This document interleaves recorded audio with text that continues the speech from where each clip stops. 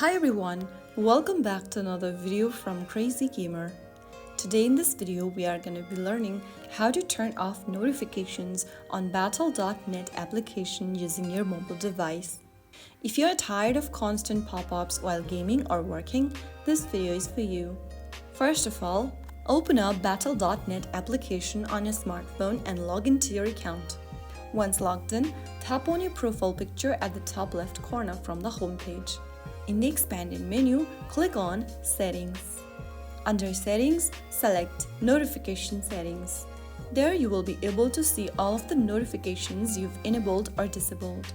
If you want to disable any notifications, such as if you want to disable friend request notification, toggle off the button right next to it. Uncheck the boxes or toggle off the box right next to any notification you want to disable. After you do that, you will be able to turn off notification setting on your app. If you want to turn off all the notification settings at once, go ahead and open up the Settings app on your smartphone. Under Settings, scroll down and tap on Notifications. Inside Notification, look for Battle.net application. Tap on it and then toggle off the button right next to Allow Notifications.